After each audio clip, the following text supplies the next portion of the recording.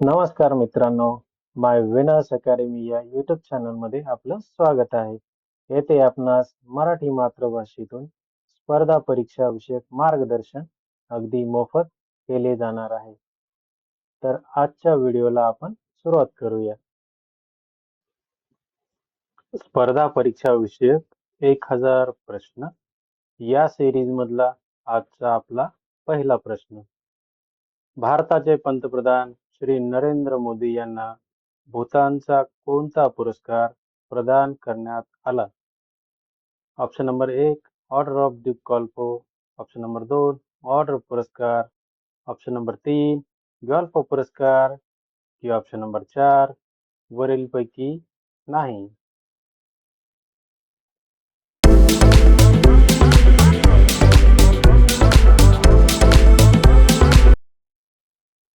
आणि उत्तर आहे option number 1 order of the गॉल्फो पुरस्कार. त्याच्याविषयी अतिशय महत्वाची माहिती येथे देत आहे मित्रांनो. भूतानमध्ये थिम्पू येथील तेंदेलथांग येथे एका सार्वजनिक समारंभात पंतप्रधान नरेंद्र मोदी यांना भूतानच्या राजांच्या हस्ते ऑर्डर ऑफ ड्यूक गॉल्फो पुरस्कार प्रदान करण्यात आला. भूतानचा हा सर्वोच्च नागरी सन्मान आहे. पहिल्यांदाच हा प्रतिष्ठेचा पुरस्कार एका परदेशी नेत्याला मिळाला आहे. डिसेंबर 2021 मध्ये थिम्पूत ताशी छोडछोंग येथे झालेल्या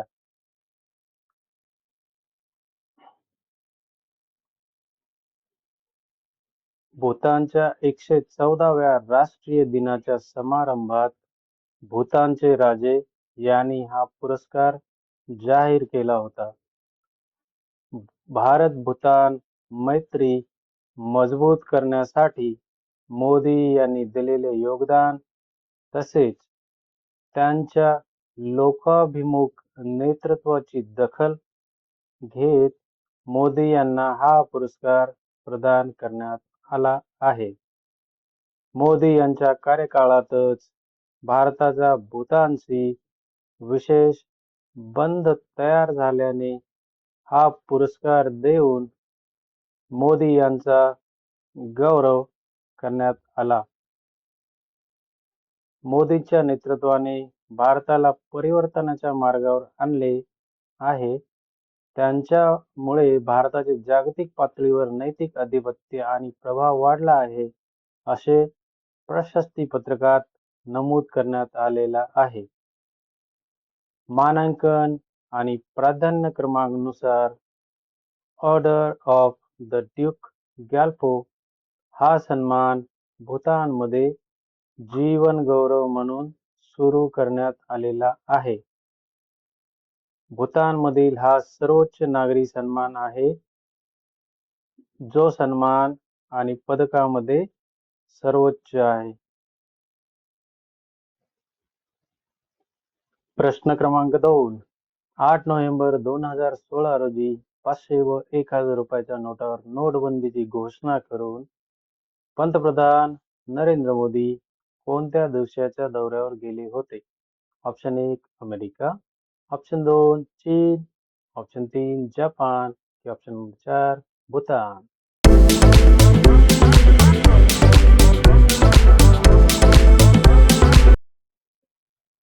आणि उत्तर आहे ऑप्शन नंबर 3 जपान. नोटबंदी विषयी महत्वाची माहिती इथे देत आहे मित्रांनो.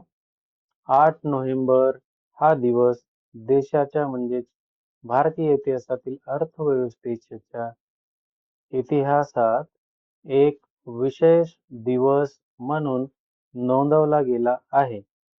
2016 मध्ये या दिवशी पंतप्रधान नरेंद्र मोदी यांनी रात्री ठीक 8 वाजता नोटबंदीची घोषणा केली होती. या घोषणेनंतर 1000 आणि 500 रुपयाच्या नोटा बंद करण्यात आल्या होत्या. नोटबंदीची ही घोषणा त्याच दिवशी म्हणजेच मध्यरात्रीपासून लागू झाली. या घोषणेनंतर काही वेळातच देशात गोंधळाचे वातावरण निर्माण झाले. देशातील काळा पैसा आणि बनावट नोटांची समस्या संपवण्यासाठी सरकारने हे अतिशय महत्त्वाचे पाऊल उचलल्याचे त्यांच्यातर्फे घोषणा करण्यात आली होती. प्रश्न क्रमांक 3. महात्मा फुले यांनी डॅश डॅश या ग्रंथाद्वारे आपले विचार मांडले.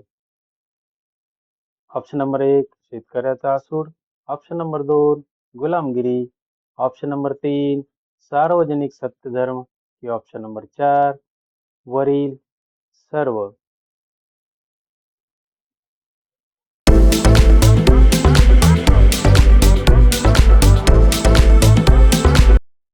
आणि उत्तर आहे ऑप्शन नंबर 4 वरील सर्व. प्रश्न क्रमांक 4. रास्त गोपतार म्हणजेच खरी बातमी या नावाचे साप्ताहिक डॅश डॅश यांनी सुरू केले. Option number 1 Raja Rammohan Roy, option number 2 Dadabhai Naoroji, option number 3 Swami Shraddhanand की ऑप्शन नंबर 4 रवींद्रनाथ टागोर यांनी.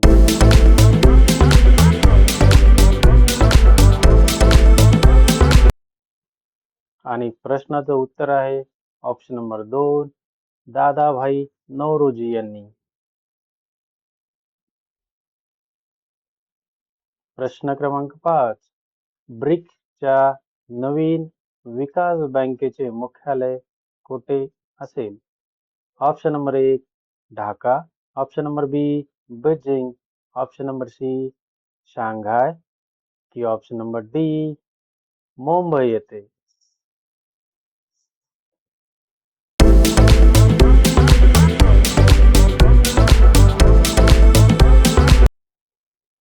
आणि याचं उत्तर आहे ऑप्शन नंबर सी शांघाय येथे.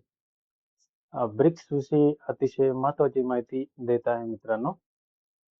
तर ब्रिक्स हे ब्राझील, रशिया, भारत, चीन आणि दक्षिण आफ्रिका यांचे संक्षिप्त रूप आहे. हे सदस्य आर्थिक वाढीचे प्रमुख निर्धारक आहेत आणि प्रादेशिक घडामोडींवर लक्षणीय प्रभाव टाकतात. ब्रिक्स प्रामुख्याने शांतता, सुरक्षा, विकास, सहयोग या विषयावर लक्ष केंद्रित करते. ब्रिक्स शिखर परिषद 2009 मध्ये सुरू झाली आणि वार्षिक बैठकी आजही औपचारिकता शिखर परिषद म्हणून आयोजित केल्या जातात. ब्रिक्स हा जगातील सर्वात शक्तिशाली उदयोन्मुख बाजारांचा समूह आहे. गोल्डमन सॅक्सने प्रथमच ब्रिक्स हे संक्षिप्त रूप त्यांच्या 2001 च्या जागतिक आर्थिक पेपरमध्ये वापरले होते. 13व्या ब्रिक्स शिखर परिषदेचे आयोजन भारताने केले होते.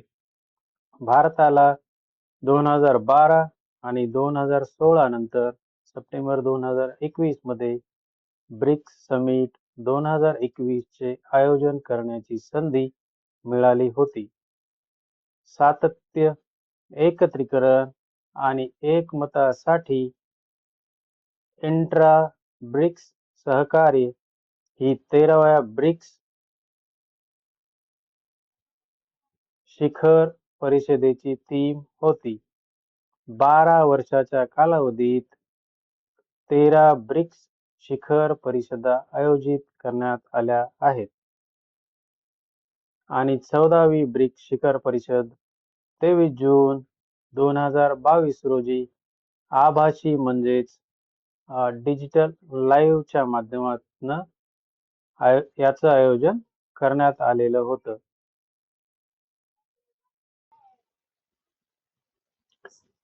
प्रश्न क्रमांक 6.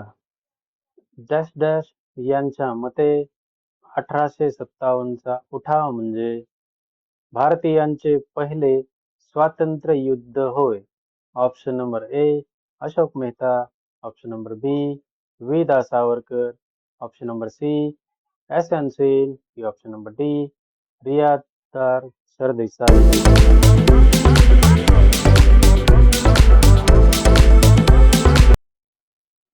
आणि उत्तर आहे ऑप्शन नंबर बी, वी. दा. सावरकर यांच्या मते.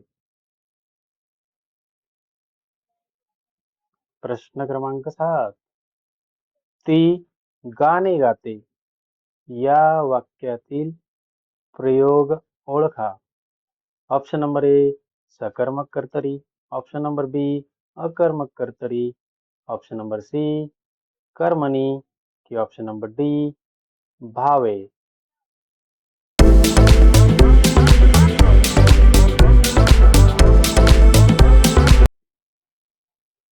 आणि उत्तर आहे ऑप्शन नंबर ए, सकर्मक कर्तरी. प्रश्न क्रमांक 8.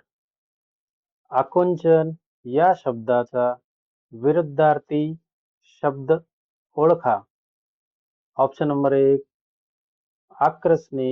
ऑप्शन नंबर बी, प्रसरण. ऑप्शन नंबर सी, कंपन. की ऑप्शन नंबर डी, आंदोलन.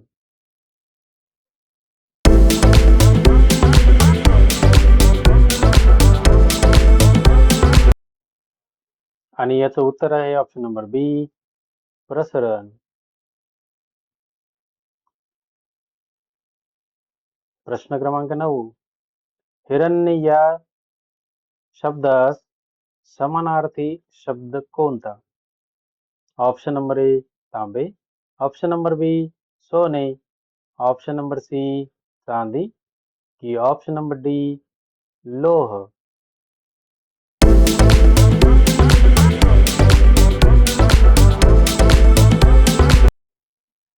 आणि उत्तर आहे ऑप्शन नंबर बी, सोने.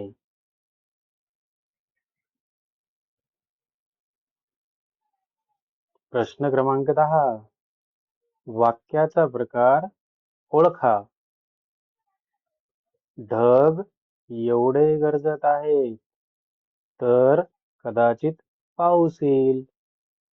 ऑप्शन नंबर ए, अज्ञार्थी वाक्य. ऑप्शन नंबर बी, विद्यार्थी वाक्य. ऑप्शन नंबर सी, संकेतार्थी वाक्य. की ऑप्शन नंबर डी, प्रश्नार्थी वाक्य.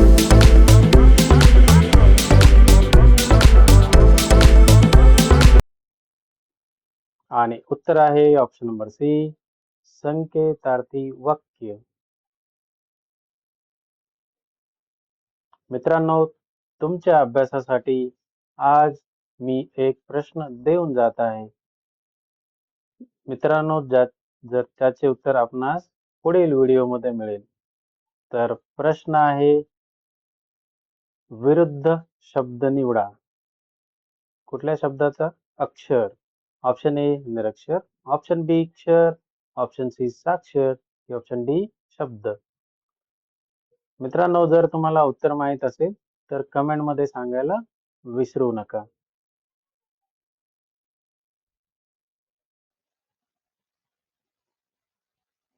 Thanks for watching video. Hit like, share and subscribe for more videos. अशाच प्रकारच्या स्पर्धा परीक्षा विषयक मराठी जनरल नॉलेज रिलेटेड प्रश्न आणि उत्तरांसाठी आमच्या चॅनलला अवश्य सबस्क्राईब करा आणि आपल्या मित्रांना शेअर करण्यास विसरू नका. Happy learning.